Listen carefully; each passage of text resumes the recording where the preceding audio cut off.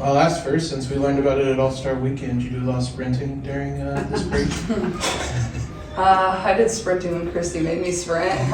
Other than that, tried to relax a good amount, and then it was good to get back here and work on a lot of stuff that we needed to work on. And honestly, I felt like we had some really hard practices. Like, we were in here going hard for 2.5 hours a lot of the days, and at times it almost felt even more challenging than training camp was for us. So I thought it was a good period for us to work on a lot of things that we needed to work on, but also things that the coaching staff identified was areas that we were weak in the first 26 games, and that we have to improve in, especially defensively going forward if we want to have a chance to win a lot of games.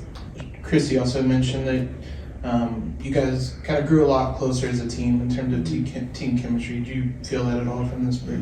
Yeah, I think just having time to do things outside of basketball, whether it was set up by the team or things that we were just planning on our own. It was fun to do that and not have so much pressure on us and the basketball pressure, and you don't have to think about a game that was the day before, a game that's happening 2 days later, just to really enjoy the moment and spend time with your teammates. I think building relationships is really important, and I think that's going to help us have success through these last 14 games. Go Scott, then we go Matt. Ty was joking how he was kind of the mayor of All-Star Weekend. What do you kind of expect to carry that torch for next year? Oh gosh, no. I mean, I'll be hiding. I'm just happy I'll be able to sleep in my own bed. If I'm lucky enough to be an All-Star again, I would just not have to sleep in a hotel room, not have to travel. I think that's what I'm most excited about. But honestly, I'm really happy for our organization and our franchise and the city of Indianapolis. I think it's a testament how they've supported us to begin the year and the first 26 games. We've had a ton of fans on the road, had a ton of fans. Every single game at home has been sold out. You can just feel the buzz and excitement. So I don't think there was a better place for the All-Star Game to go next year. I think everybody knew that. So I know they're going to do everything they can to make this All-Star the best there has ever been in WNBA history. And I don't think, I think that's something that is easily going to be accomplished because they're going to spend a lot of time and resources into making it special, not only for the athletes that are chosen to, represent their franchises, but for the city that has given so much and our fans that have given a lot. And, I'm excited even though it's a year away. I'm sure my family's already planning, who knows. I'll be here one way or another, whether I'm there or not. I guess I live a minute away, I can walk here, so. When the numbers come out this week about just everything going through the roof since you got here, are you numb to all that? Or does that, other than Freddie blowing up, obviously? Yeah, Freddie did blow up. What is that feeling like for you? I think statistics are very interesting. I think it's one thing to feel it, but when you have numbers that are backing it up and you see that growth from just less than a year ago even to now, it's absolutely incredible. It makes me excited about the possibility of the future. It makes me very grateful for everything that's happened, and it's impacted a lot of people's lives, obviously not just us players, but people that work here, Freddie, whatever it is, people that work in the team shop, or, you can go on and on about everything that has kind of changed. But I think for me, it's numbers really, numbers don't lie. It's the same as basketball.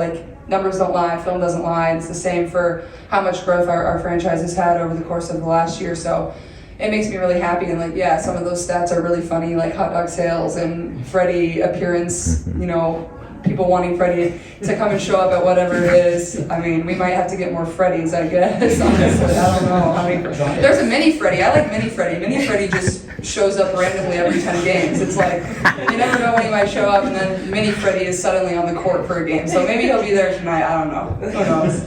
Matt, then we go Christine. Hi, Caitlin. With these 3 more weeks off, how more refreshed, rested do you feel compared to the start of the season where you had the 3 weeks to prepare after the draft? Yeah, I definitely feel more fresh and prepared and whatever it is, but I think, still understanding that this league is very difficult and kind of getting back into the routine of things. I mean, I felt like we were playing good basketball right before the break, and especially myself, I felt like I was starting to get into group, so it was kind of a weird thing of I wanted to kind of keep playing. I felt like we were kind of finding to find our flow together, and me and myself, and then you go on a month-long break and it's you don't get to play for a month. So I think there's definitely a balance of it, and I feel like we've been itching to get back out on the court, especially over the course of the last week. It's we've been ready for it, and now you guys just got to come out and show the work that you've put in, and some games are going to be great, some games aren't going to be great. That's just how this league works. It's going to be taking it one game at a time. And I thought that's what we did really well there over the course of the last 2 weeks before the break. Is like we were only going one game at a time, and I think that helped us have more success, honestly. Go Christine, then finish with James. Caitlin, 2 questions. One, when was the last time you didn't play a game for a month? Was it a year ago, going into the Kinnick? Probably, yeah. So we had our foreign trip that summer too. So probably in that area, yeah. Right. And we're past the halfway point, obviously, but this is kind of seen as a restart or what have you. How would you assess what you went through in that first part of the season? Running the gauntlet of the 11 games in 20 days, and not only surviving but thriving. Kind of, what is your assessment of that as you now look ahead? Thanks. Yeah, I mean, it's definitely something I can reflect back on, and I feel like I've grown so much, and I'm really proud of myself because I felt like those first 11 games in 20 days were like really difficult for myself because I expect so much of myself, and I wanted to be so good, not only for my teammates, and we're all trying to figure it out, and everybody expected us to be great, and then you're 1-8, and everybody's frustrated, and we're like, oh my gosh, what are we gonna do? But I think continuing to stay positive and to stay the course, I think it taught us all a lesson of being able to persevere and be resilient and show everybody that instant gratification isn't always, the greatest thing in the world, but that's always what everybody wants. And I think it's going to prepare us for these last 14 games, honestly. I think if we don't start 1-8, who knows, where we're going to be at the end of the year. I think we're in a great position in 7th place, but every single game is going to be important for us. And I think every single person on this team has learned a lot about themselves and what they need to bring to this team to help us be successful. And once we've figured that out, everybody sees like, all right, this franchise has so much potential. And for me, that's what gets me excited and want to come and work here every single day. Last one, James. Caitlin, you've been winning at every stage or every level of your life. And so when you look at this and you're in the thick of the playoff hunt, what's that chase like right now as a competitor?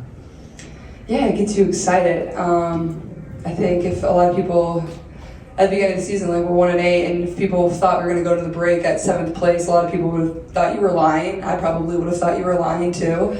But we just came and continued to work. And once we found our groove, I think people just found confidence. And I think for a young group that, there's like young players. I'm in my first year, AB's in her second, Liz in her third. We're playing a lot of people that don't have a ton of experience in this league and how this league works. Confidence is everything. Confidence is good for the group, and it's also contagious. So the more we've had of that, the better we've been. But like Christy said, like obviously playoffs is our goal. That's my goal for this team. But it has to be one game at a time. You can't get too ahead of yourself. That's how good every single team in this league is. Like, we lose to the Mystics at home, who have only won 6 games, and they're a really, really good basketball team. So that's just an example of you better come ready to play every single night because everybody's going to give you their best shot. All right. Thank you, everybody.